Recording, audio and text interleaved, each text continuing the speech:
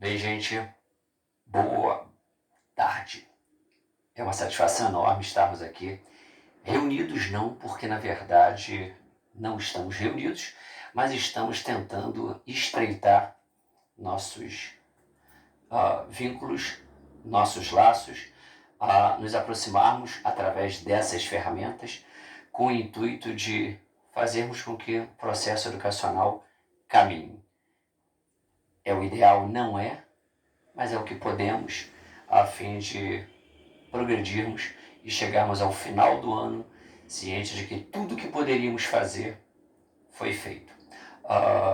Mas, antes de mais nada, eu gostaria de salientar algumas informaçõezinhas com vocês. Essa aula tem como propósito fazer com que a gente avance e conclua o conteúdo programático do primeiro bimestre. Com qual assunto? Cartografia e seus fundamentos básicos. Aí entra a questão. Turmas 602 e 603. Anotem, por gentileza, tudo aquilo que nós conversarmos hoje no caderninho de vocês, usando como premissa algumas datas. E o bate-papo de hoje nos remete precisamente ao encontro do dia 6 de abril. Portanto, o caderninho de vocês, 6 de abril. Ótimo. Quando falamos sobre a questão da cartografia, cartografia nada mais representa do que a arte de confeccionar mapas. Ótimo. Então, no caderninho de vocês, tópico 1. Conceituação de mapa. O que representaria um mapa? Mapas, em linhas gerais, representam desenhos ou ilustrações que têm por objetivo representar uma determinada porção do espaço geográfico. Ótimo! Tendo por objetivo aumentar o nosso conhecimento sobre essa área estudada e facilitar, por conseguinte, nosso deslocamento, nossa movimentação nessa determinada porção do globo. Ótimo. Então, se a gente para analisar, mapas são ilustrações, mapas são desenhos que tentam aumentar o nosso conhecimento sobre uma área e tentam facilitar o nosso deslocamento, a nossa localização no espaço. Existem alguns propósitos básicos, mas eu usei a expressão desenhos. Ótimo. Então, Esteves, se eu quisesse no meu caderno confeccionar um desenho sobre o meu bairro, sobre a minha rua, eu poderia? Com certeza. Mas é importante a gente ressaltar, quais são os elementos que existem nessa área que eu vou retratar. E eu vou tentar identificar, criando ruas, criando casas, criando postes, criando árvores, criando eventuais lojas, para que as pessoas possam saber sobre qual área eu estou analisando. É um mapa? Com certeza. É uma imagem que tem por objetivo ampliar o nosso conhecimento sobre uma determinada porção do espaço e facilitar o nosso deslocamento. Mas, quando falamos sobre a cartografia, existem necessidades que são primordiais. Existem exigências, existem normas que precisam ser seguidas. Então, vamos ao tópico 2 do nosso caderno. Tópico 2, exigências básicas para a confecção de um mapa.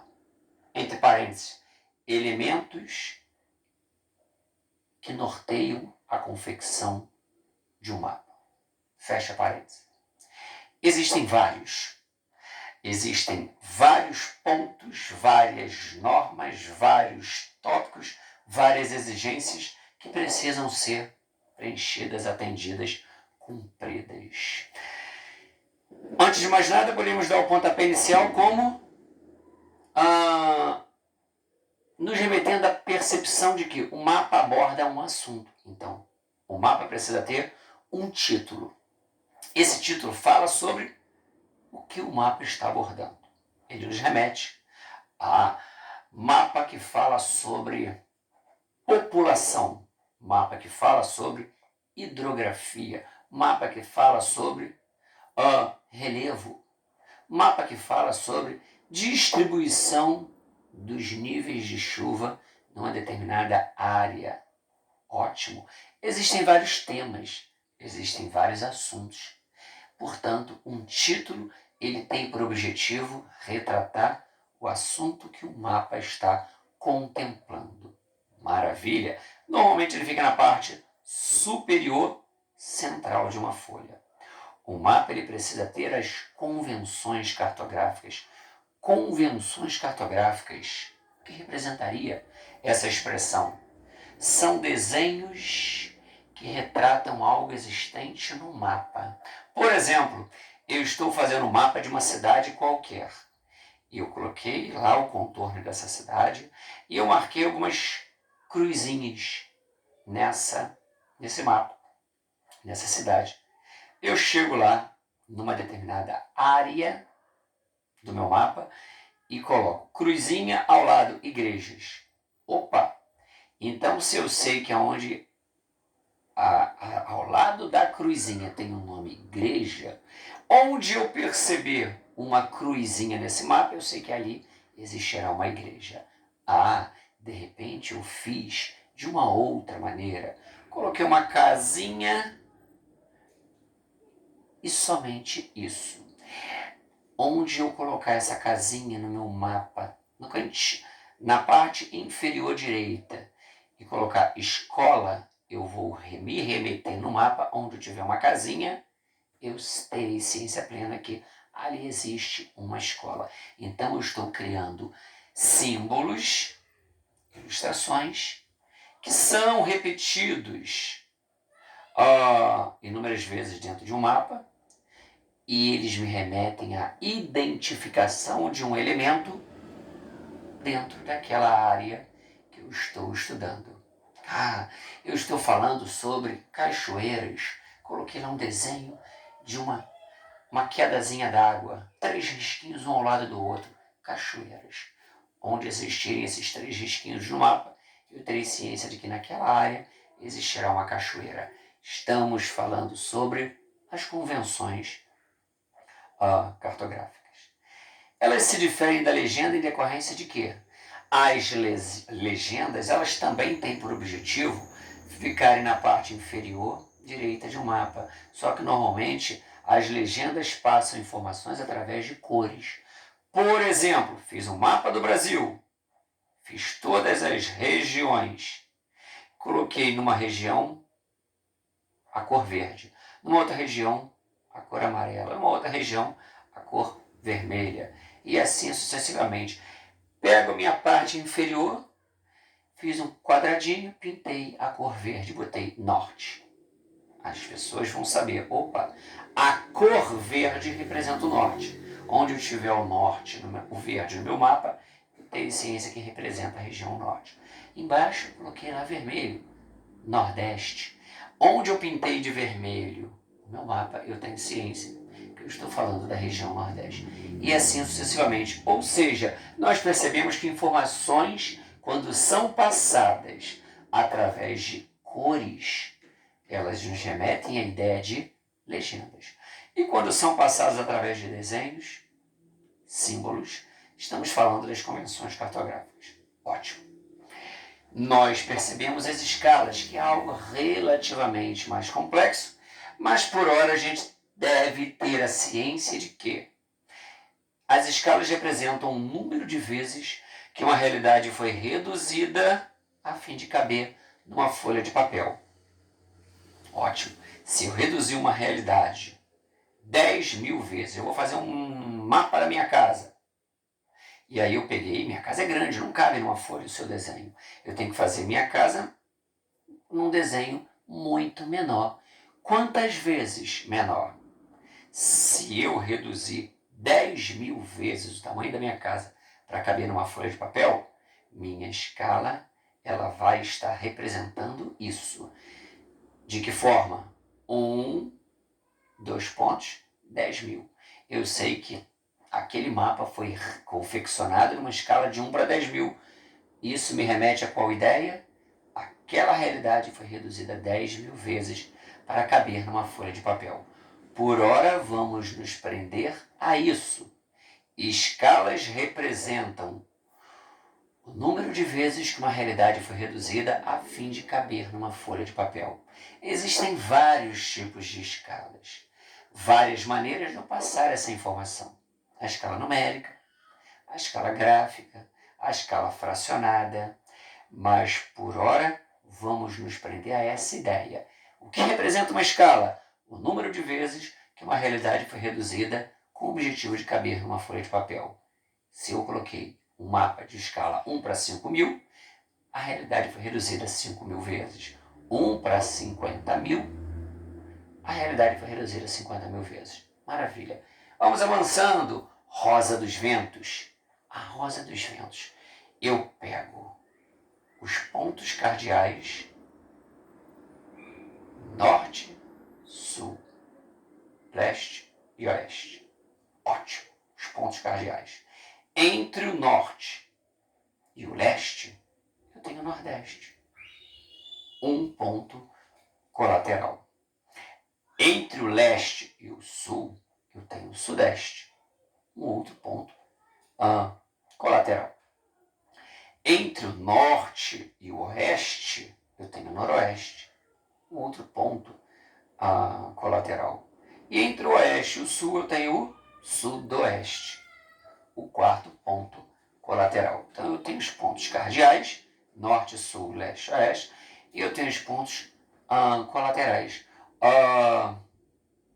nordeste, sudeste, noroeste e sudoeste. Eu preciso colocar tudo isso no mapa? Não. Normalmente eu faço uma setinha e indico qual é a direção do norte. Se eu sei que o norte está para cá, todos os outros pontos eu consigo tirar pelo norte. Se eu sei que o norte está para cá, todos os outros pontos eu consigo tirar pelo norte. E é isso, estamos nos remetendo através da Rosa dos Ventos. O objetivo da Rosa dos Ventos, uma outra exigência cartográfica, demonstrar qual é a direção, qual é o sentido que o mapa tem ou que foi confeccionado. Maravilha. Então, tópico 2, estamos falando de algumas das exigências básicas para a confecção de um mapa. Em outras palavras, o que o mapa precisa ter para ser reconhecido como um mapa de credibilidade. Legal, vamos avançar e vamos nos remeter já no tópico 3. As coordenadas geográficas. Se a gente para analisar, a gente percebe que eu tenho um globo. E nesse globo, a gente se depara com linhas imaginárias.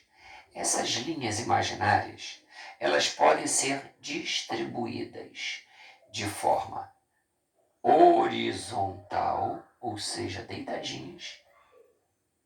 E se forem feitas na forma horizontal, recebem o nome de paralelos. Ou eu posso fazer na forma vertical, em pezinha. Então tenho o globo e vou fazendo várias linhas em pezinhas. Círculos concêntricos. Linhas imaginárias que vêm do norte ao sul. Tenho o planisfério e eu tenho essas linhas dispostas de forma vertical. Estamos falando sobre os meridianos. Maravilha! Então, linhas imaginárias distribuídas no globo de forma horizontal ou vertical, respectivamente, atendem pelo nome de paralelos e meridianos. Agora, existe um porém. Quando eu converto essas linhas em graus, eu estou me remetendo a outros termos. quais termos? As linhas imaginárias que existem na Terra de forma horizontal, ou seja, deitadinhas, elas atendem para o nome de paralelos. Quando eu converto essas linhas em graus, eu tenho as latitudes. E as latitudes são distribuídas de uma forma muito peculiar. É como se eu dissesse, linha do Equador, acima da linha do Equador, eu tenho 90 diferentes paralelos. Alguns recebem nomes específicos, mas automaticamente eu tenho 90 paralelos ao norte e 90 paralelos ao sul. Os 90 que estiverem ao norte, eles automaticamente estão vinculados ao hemisfério norte. Então, paralelos podem ser norte ou sul. Por quê? Aqueles que estiverem abaixo da linha do Equador, eles automaticamente vão ser vistos como associados ao hemisfério sul. Então, eu tenho linhas imaginárias, paralelos. Converto em graus, latitudes. Latitudes norte ou sul. De quê? Da linha do Equador. E quando eu faço essa análise com relação aos meridianos, linhas imaginárias dispostas de forma vertical, eu já estou me remetendo ao conceito de longitude. Por quê? Eu estou convertendo meridianos em graus e existe o meridiano que divide a Terra ao meio, leste e oeste. Ótimo. Meridiano de Greenwich, meridiano de referência. Eu tenho 180 meridianos a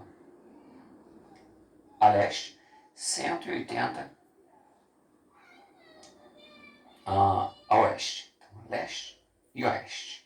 Se eu eventualmente preciso identificar, vamos nos remeter a uma seguinte visão. A Terra é uma esfera, é um globo, é um planisfério, é algo geóide, que representaria algo circular com ligeiro achatamento nos polos. Mas ela me lembra algo muito circular, 360 graus. Dividir essa esfera ao meio. Então eu tenho 180, 180. A leste ou a oeste. Então, meridianos me remetem, quando convertidos em graus, a longitude. 180, 180. Vamos, com essa informação, nos prender ao tópico 3. Que tópico 3 seria esse?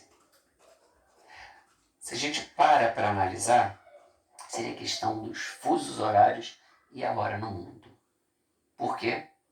Porque se a gente para analisar, eu tenho 360 graus e divido esses 360 graus em 24 horas. Eu vou ter um resultado de 15. Então eu pego o globo, 360 graus, sabendo que existem 180 leste, 180 oeste. Ótimo. E aí automaticamente eu vou dividir 360 em 24. Vou ter 15 graus. Então eu vou perceber que eu terei 24 fusos horários, linhas imaginárias, distribuídas na Terra de forma vertical, presos à lógica dos meridianos, convertidos em graus, a longitude. Ótimo. Mas eu tenho 15 graus representando um fuso horário. Fusos horários. É como se eu pegasse, vamos tentar fazer de uma outra forma, que aqui eu não tenho um quadro para me dar suporte. Eu peguei um pão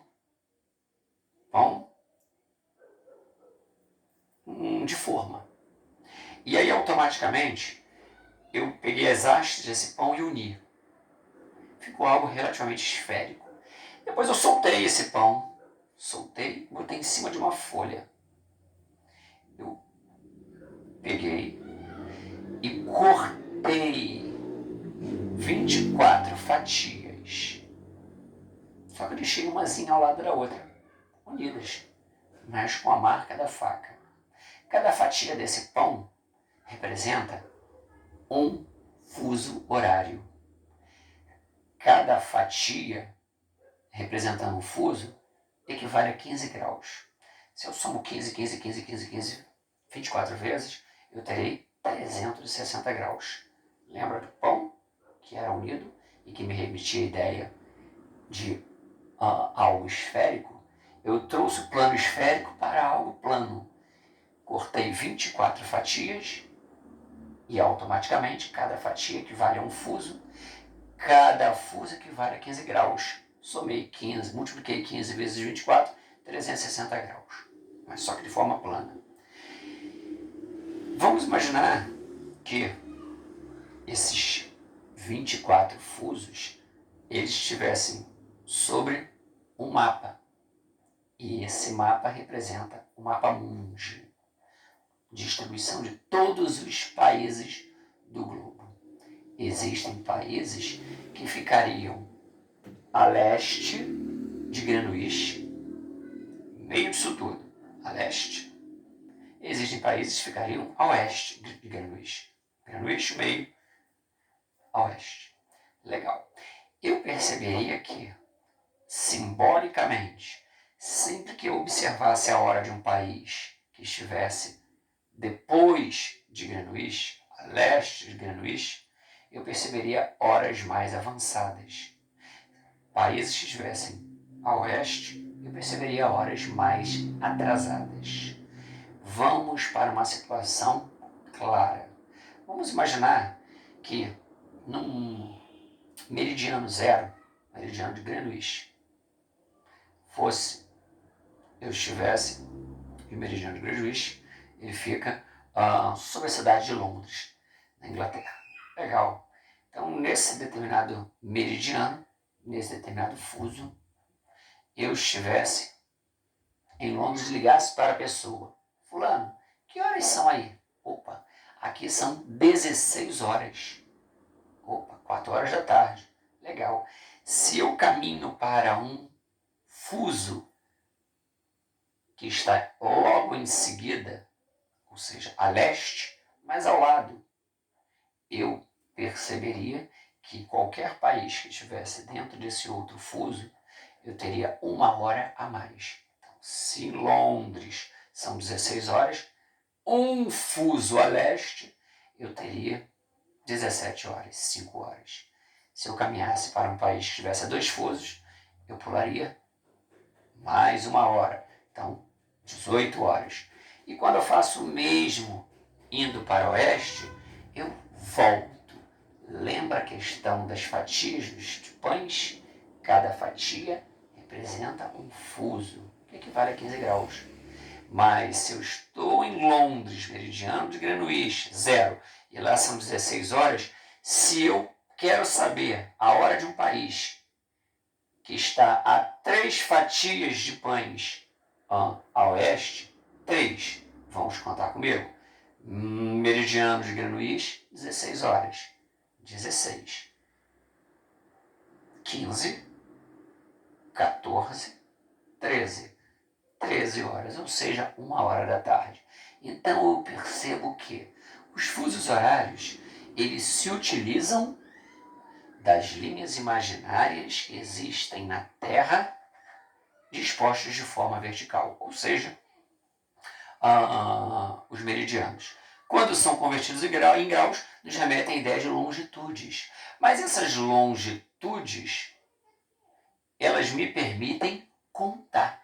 E essa contagem se volta para leste, avançando no horário, ou se remete a oeste de Greenwich, retrocedendo ou atrasando a hora. Isso no dia 31 de dezembro fica muito claro. Por quê? Dia 31 de dezembro. Aí eu fico naquela de vai chegar o momento da virada do ano. Mas os telejornais começam a dizer como foi a chegada do ano novo na Austrália. como foi a chegada do Ano Novo na China. Por quê? E aqui ainda não chegou. Porque esses países estão mais a leste em fusos horários que estão bem mais a leste do que o Brasil. E isso faz com que lá o horário estando adiantado, a gente perceba determinados momentos chegando antes lá do que aqui. Maravilha? Então, gente, resgatando basicamente, tópico 3, os fusos horários e a hora mundial. Fusos horários nada mais representariam do que compartimentações do globo, e essas compartimentações se prendem às linhas imaginárias que são dispostas de forma vertical, ou seja, aos meridianos. São convertidos em graus. Então, as longitudes. E essas longitudes, elas nos permitem identificar a hora no mundo com a seguinte noção. Num determinado fuso, o horário é X. Se ele quer saber um horário a leste, eu vou adiantar. Eu conto aumentando. Se eu vou saber a oeste, eu vou retroceder, subtrair, atrasar. Com isso, eu consigo identificar a hora em qualquer ponto do globo. Legal? Então, gente, por hora vamos ficar por aqui. Lembrando que, tópico 1, conceituação ou definição básica do mapa.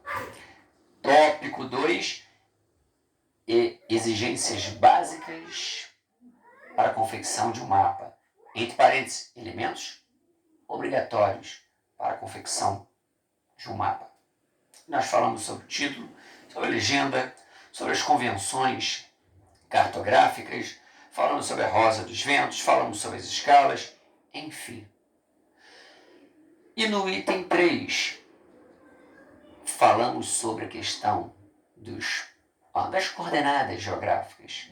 Linhas imaginárias, que são distribuídas na Terra de forma horizontal e vertical, ou seja, paralelos e meridianos, e automaticamente conversamos através da conversão dessas linhas em graus, através das latitudes e longitudes. Fechamos o item 4 com os fusos horários e a hora mundial. Tá bom? Gente, ficamos por aqui. Lembrando que essa aula vai de encontro ao bate-papo que nós teríamos nas turmas 602 e 603 amanhã, ou seja, no dia 6 de abril. Forte abraço. Semana que vem a gente vai ter uma bateriazinha de questões e vamos caminhar juntos. Vai dar tudo certo. Cuidem-se. Afinal de contas, o contexto exige muita cautela. Fiquem em casa sempre que isso for possível. Forte abraço, saudades de vocês e a gente se vê em breve. Até mais. Tchau, tchau.